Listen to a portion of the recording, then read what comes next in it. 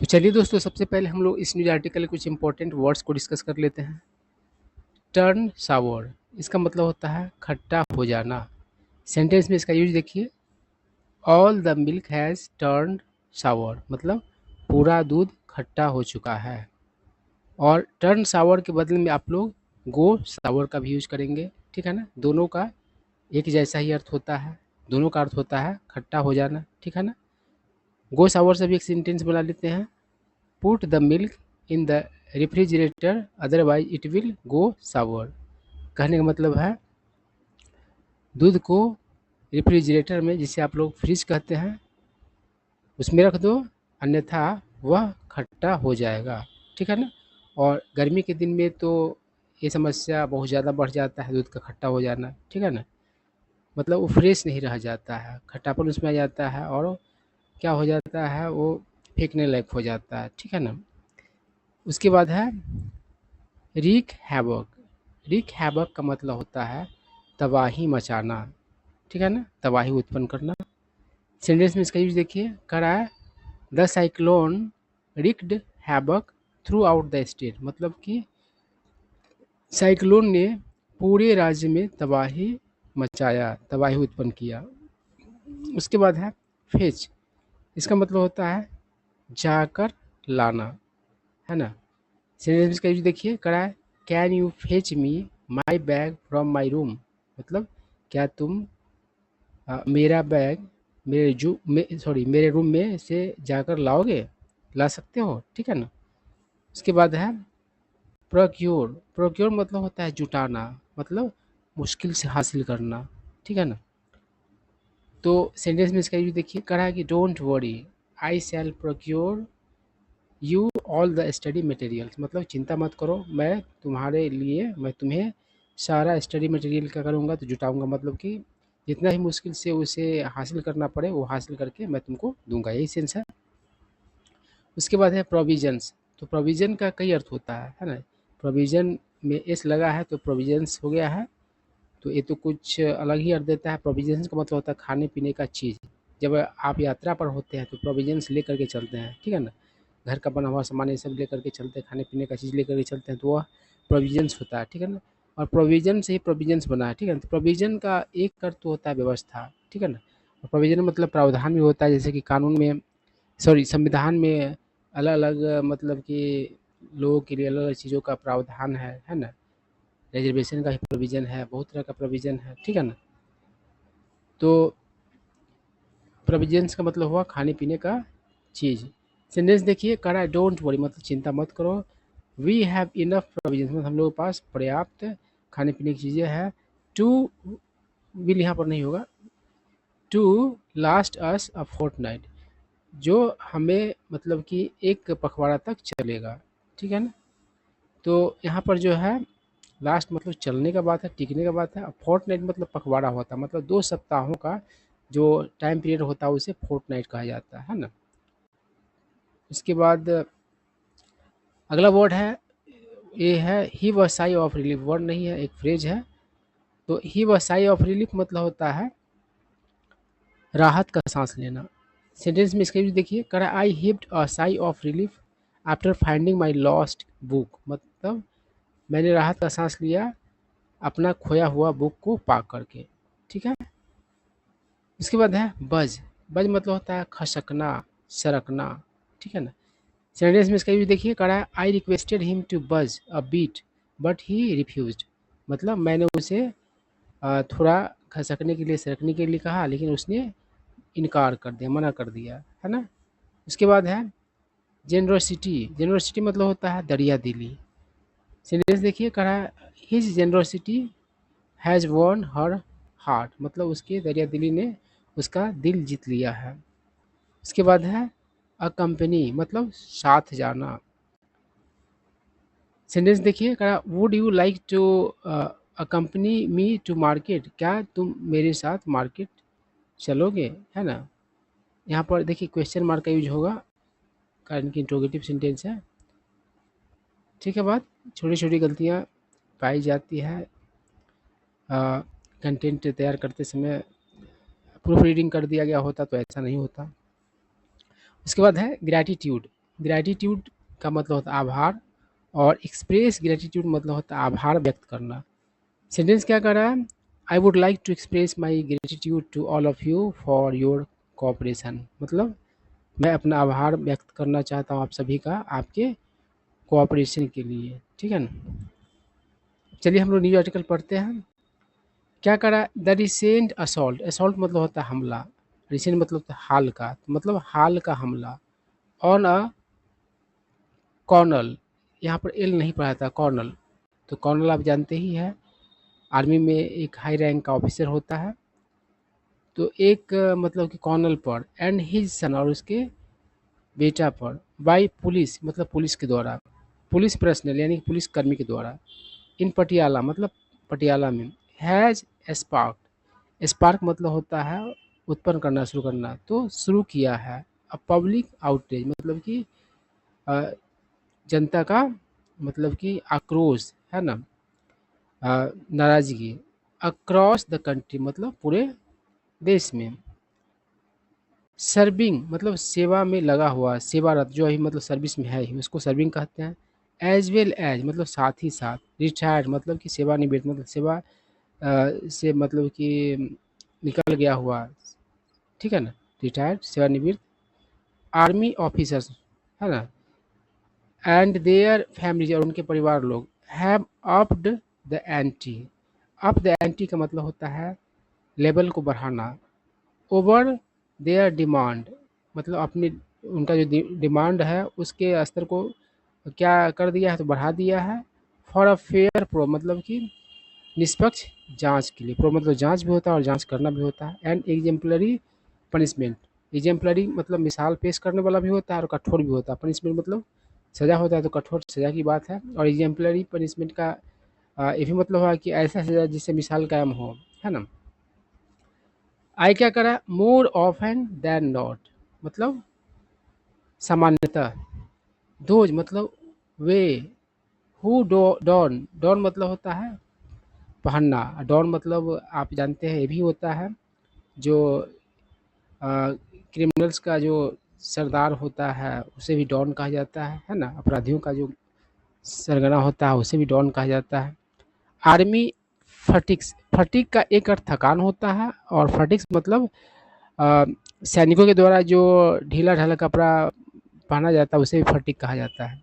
तो कह रहा है कि वे लोग जो पहनते हैं आर्मी फटिक्स, आर सीन मतलब कि देखे जाते हैं इन अ बैटल रेडी मोड मतलब कि युद्ध के लिए तैयार मतलब कि मोड में देखे जाते हैं। गार्डिंग द नेशंस फ्रंटियर्स मतलब कि देश के सरहदों का मतलब कि रक्षा करते हुए, फ्रंटियर मतलब होगा सरहद, इन टफ टेरेन, टेरेन मतलब इलाका क्षेत्र, और टफ मतलब क्या होगा जो समतल नहीं हो, मतलब कि जो सख्त हो, बहुत ही मुश्किल जगह हो, है ना।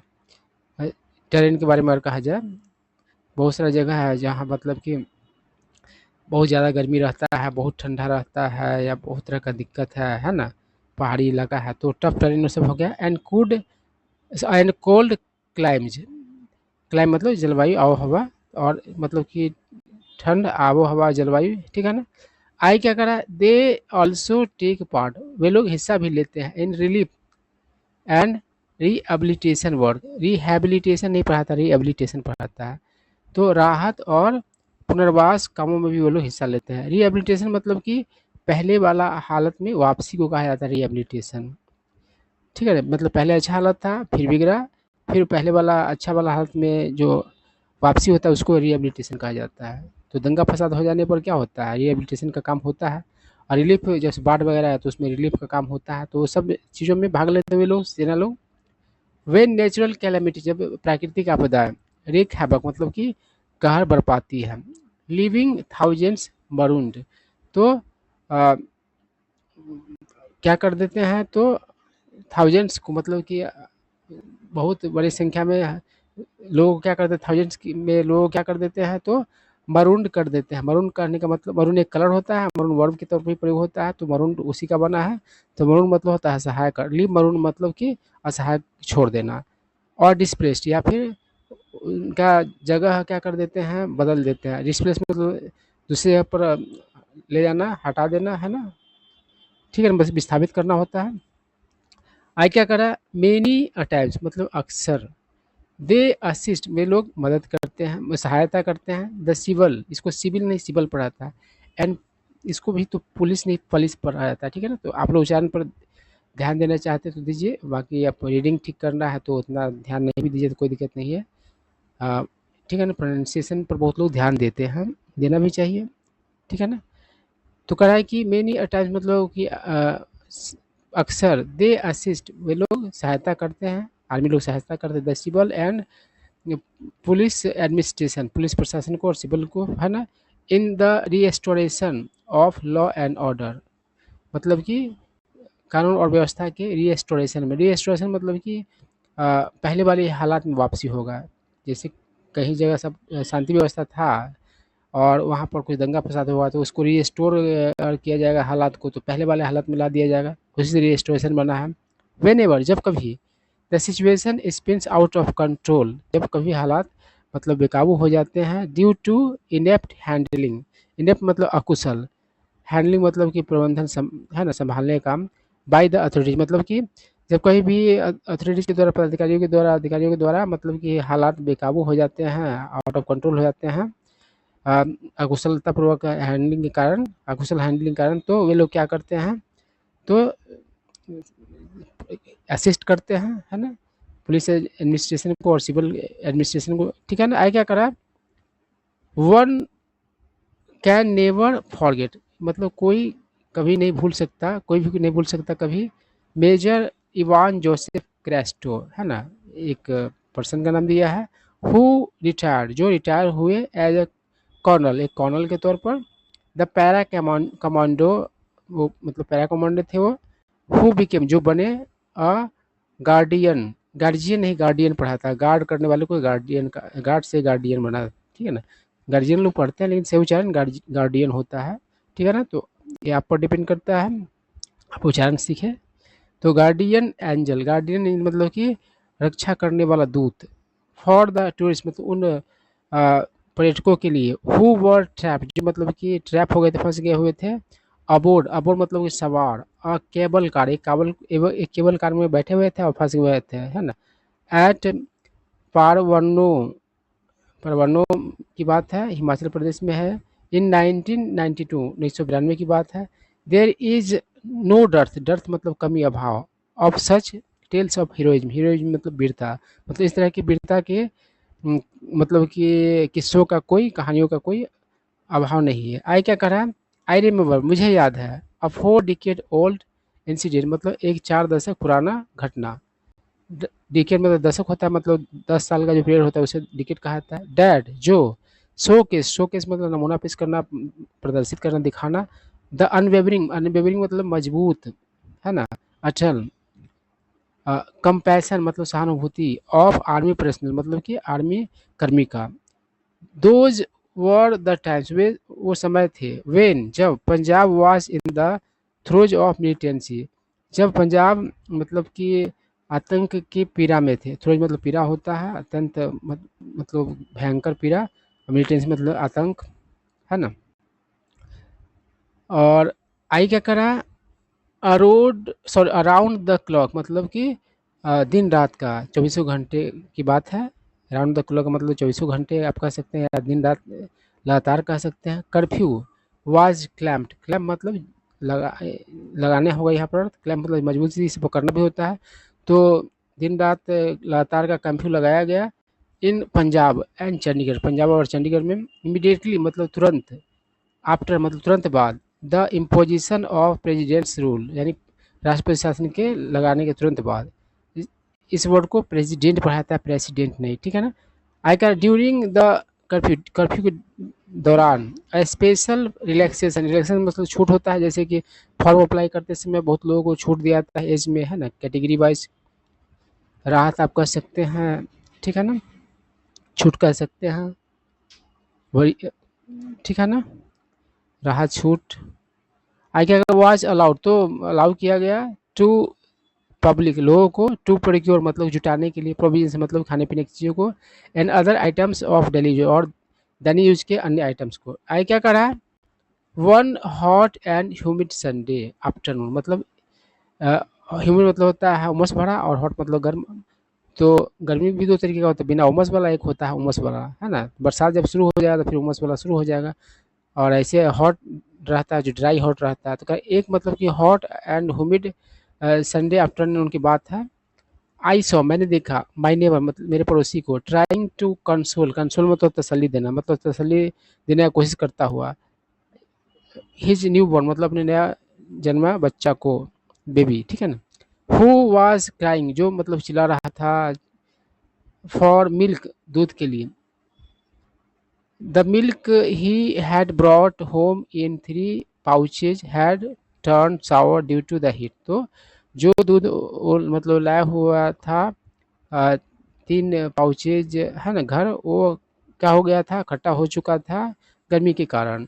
आई क्या करा, ऑल ऑफ अ सडन, अचानक से, a military vehicle screeches to a halt bang opposite the main gate of the residential complex. तो कह रहा है कि अचानक से एक मिलिट्री वाहन, एक स्क्रीज टू हॉल, स्क्रीज मतलब होता है आवाज़ करना, देखते हैं ना गाड़ी वगैरह का ब्रेक वगैरह ये सब अचानक से लिया आता है तो किस तरह का आवाज़ आता है, तो वही स्क्रीज करना कहा जाता है। तो हॉल मतलब रुकना। तो ऐसे किचकिचा करके, है ना, और इस तरह का आवाज़ करके रुका। और बैंक मतलब टकराना, टकराया अपोजिट द मेन गेट, है मेन गेट के opposite of the residential complex, है ना। तो आवासीय कॉम्प्लेक्स से की बात है। वाइल, जबकि, वी रैन पेल मिल, तो जब हम, जहाँ हम लोग मतलब कि, वाइल मतलब जबकि, जहाँ पेल मिल मतलब होता है जल्दी से और बेकाबू होकर, तो हम लोग भाग पे जल्दी से बेकाबू होकर के, है ना। द डिफाइंट, डिफाइंट मतलब होता है डिसओबीडियंट, मतलब कि ओबीडियंट का उल्टा वर्ड है। ओबीडियंट होता है तो पालन करने वाला होता है ना, आज्ञाकारी होता है। डिफाइंट मतलब अवज्ञाकारी होता है, जो मतलब किसी का पालन नहीं करता, उसको डिफाइंट कहता है। फादर रिफ्यूज टू बज, तो हम लोग भागे जैसे तैसे और फटाफट और मतलब कि बेकाबू होकर के, लेकिन वो जो डिफाइंट फादर जो था वह मना कर दिया सरकने से, खसकने से, ठीक है ना। आया क्या करा, the young officer directed jawans to summon, summon मतलब बुलावा, बुलाना, द मैन मतलब कि यंग ऑफिसर ने क्या क्या निर्देश दिया, डायरेक्ट मतलब ऑर्डर देना होता है, निर्देश देना होता है जवान्स को, कि उसको आप बुलाइए उस आदमी को, ठीक है ना। बुलाने के लिए कहा। आई क्या करा, देन तब, ही आस, उसने पूछा, don't you know that it's curfew time, क्या तुम्हें पता नहीं है कि कर्फ्यू टाइम है। Why are you roaming in a forbidden area, forbidden मतलब नॉट अलाउड। तो कहा कि तुम क्यों घूम टहल रहे हो, रोम मतलब घूमना टहलना, है ना, भटकना। तो कहा कि तुम क्यों टहल रहे हो इस नॉट अलाउड एरिया में। आई क्या कर रहा है, without waiting for the answer, बिना मतलब कि जवाब का इंतजार किए, ही पोज्ड अनदर क्वेश्चन, उसने अन्य प्रश्न मतलब किया। Why is your baby crying so loud, तुम्हारा बच्चा इतना जोर से क्यों चिल्ला रहा है।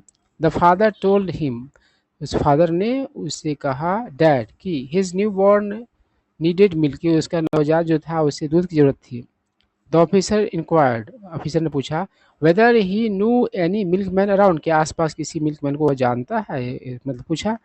माई नेबर नॉडेड, मेरे पड़ोसी ने क्या किया, सहमति जताया। नॉड मतलब गर्दन ऊपर नीचे करके सहमति जताना, है ना।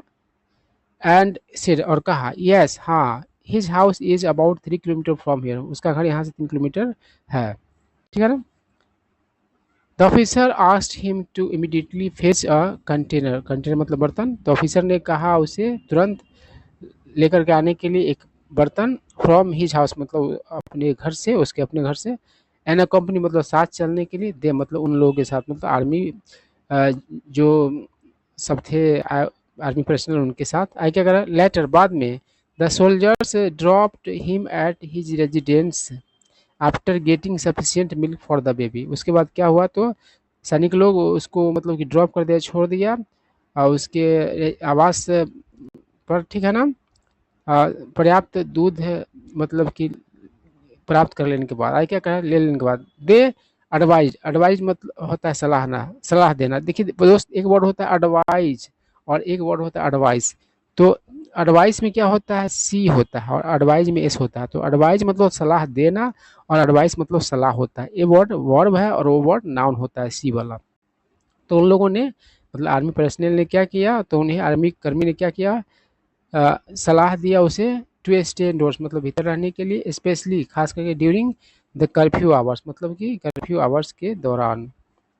आई क्या करा, the father heaped a sigh of relief, उस पिता ने क्या किया तो राहत का सांस लिया, and express deep gratitude to the gentleman officer for his generosity, और क्या किया अपना गहरा आभार जताया उस जेंटलमैन के प्रति, उसके उदारता के लिए, दरिया दिली के लिए। ठीक है ना। तो यही स्टोरी था। आई होप आप लोगों को सारा बात समझ में आया होगा और कुछ न्यू वर्ड्स सीखने को मिले होंगे।